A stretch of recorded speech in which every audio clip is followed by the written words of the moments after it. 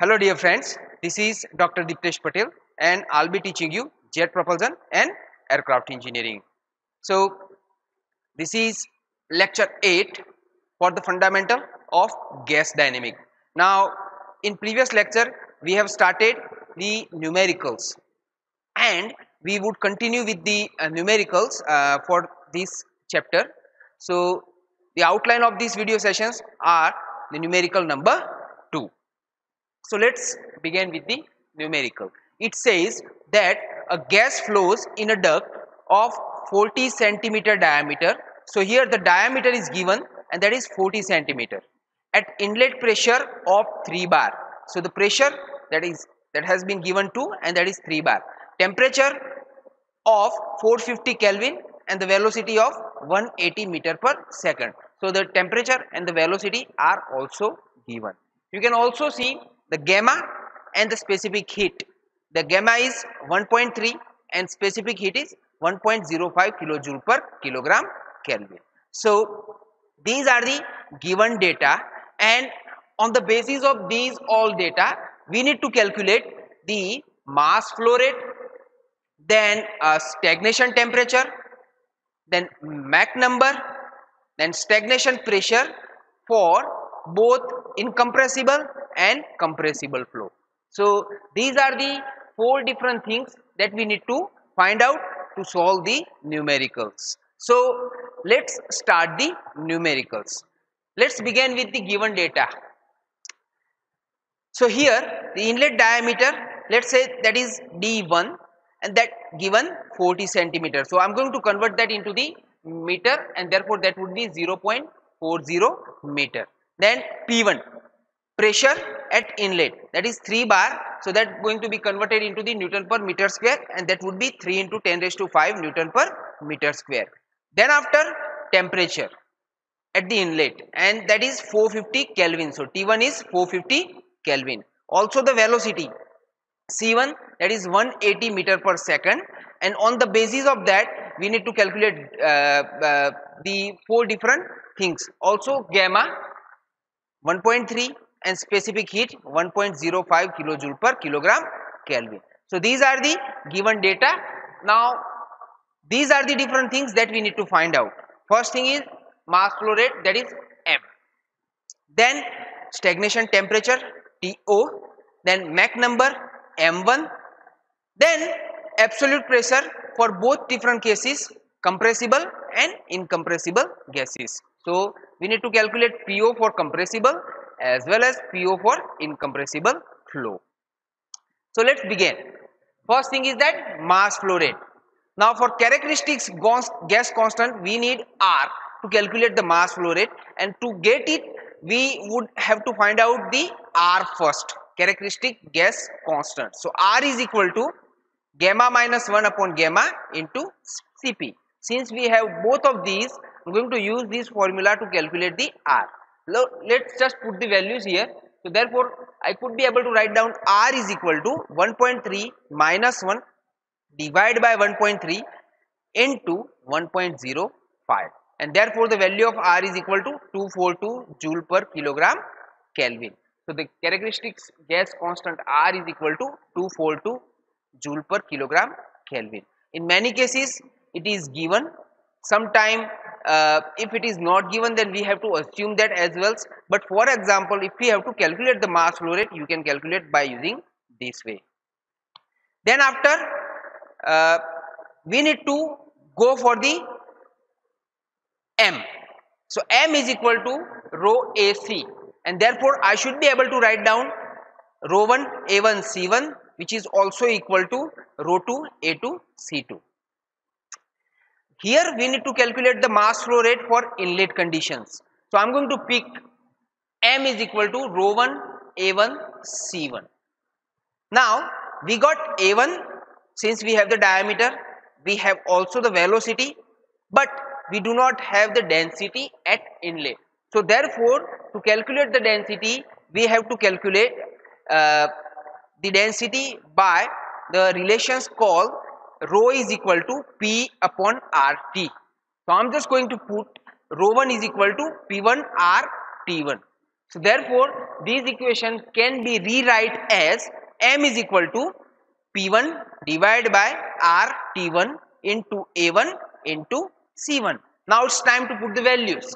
So here pressure at inlet, that is 3 into 10 raised to 5 Newton per meter square, divided by R 242 that we just have calculated in previous slide.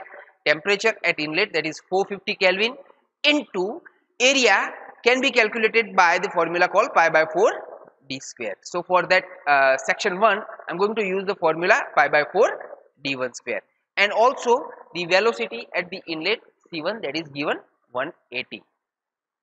Now let's put the values of diameter at inlet, and that is 0.4040 meter. So now these equations can also be rewrite as m is equal to 3 into 10 raised to 5 divided by 242 into 450 into pi by 4 into 0.40 square into 180. After going through the calculations, I should be able to get the mass flow rate at the inlet, and that is 62.3 kilogram per second. So that is the first finding we just achieved. Now let's move forward to the next one.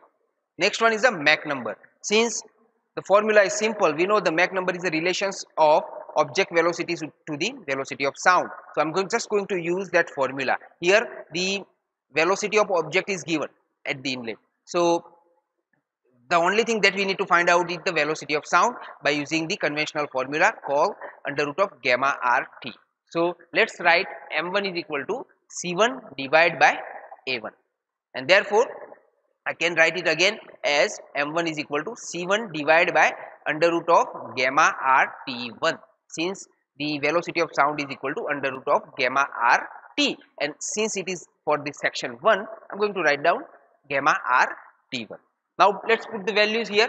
So therefore m1 is equal to 180 divided by under root of 1.3 into 242 into 450, and after going through the calculations I would get Mach number at the inlet, that would be 0.478. So this is the second finding that we have achieved. Now let's move forward to the third one, stagnation temperature. But here we need to use the Mach number relations to calculate the stagnation temperature, which would be the ratio of stagnations to static temperature. Okay, so let's say TO1 divided by T1 is equal to 1 plus gamma minus 1 divided by 2 into m1 square. So this is the Mach number relations. Now I have all those values, so I'm just going to put the values and find out the value, value for the stagnation temperature. So let's put the values.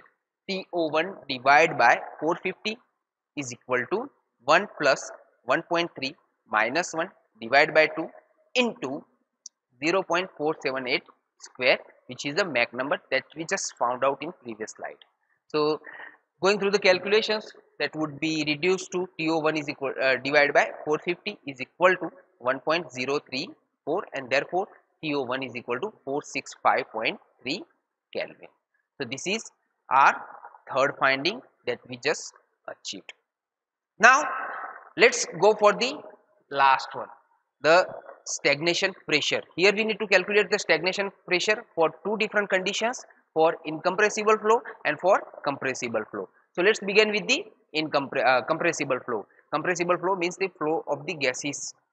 So here to calculate the stagnation pressure for the compressible flow, I am going to use the isentropic relations, and that relation says that PO upon P is equal to TO upon T raised to gamma upon gamma minus 1. So this is just a simple example that we oftenly use for the different to solve the different types of the numericals, or to find out the relations, or to find out the values of the temperature and pressure.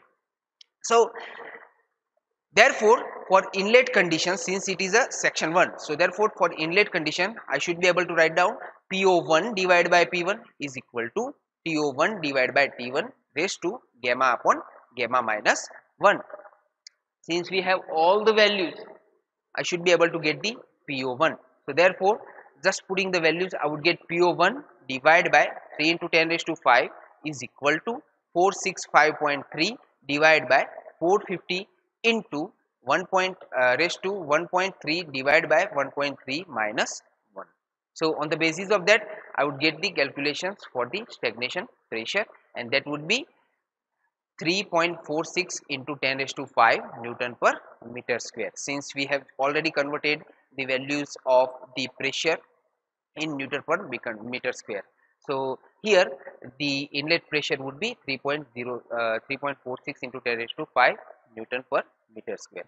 Also, since we know that the pressure is remain constant at a different dimensions, so or different sections, so I should also be write down that PO is equal to PO1, which is equal to PO2, and that would be 3.46 into 10 raised to 5 Newton per meter square. So this is the stagnation pressure for compressible flow. Now let's move forward for the incompressible flow. Okay, so to calculate the stagnation pressure for incompressible flow, I'm going to use the Bernoulli equations to find out the values of stagnation pressure PO, and this equation says PO is equal to P plus 1 divided by 2 rho C square. And since we are calculating that pressure for the inlet condition, so I'm going to write down PO1 is equal to P1 plus 1 divided by 2 rho 1 C1 square. So this is the Bernoulli equations to calculate the stagnation pressure.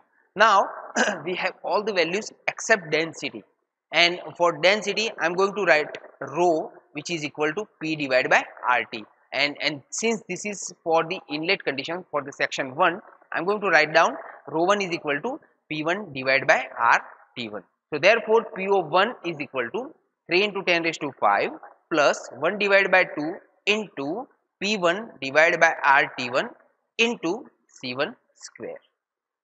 Now putting the values would get PO1 is equal to 3 into 10 raised to 5 plus 1 divided by 2 into 3 into 10 raised to 5 divided by 242 into 450 into 180 square, which is the velocity at the inlet, and performing the calculations would lead us to the stagnation pressure at inlet condition, and that would be PO1, which is equal to 3.44 into 10 raised to 5 Newton per meter square.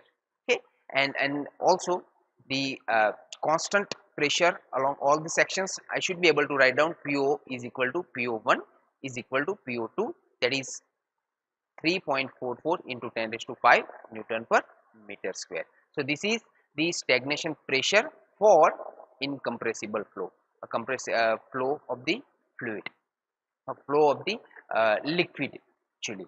So this is our last finding that we just calculated. This is all at the moment. If you have any doubt regarding the numerical, you can write down in the comment box. Thank you very much.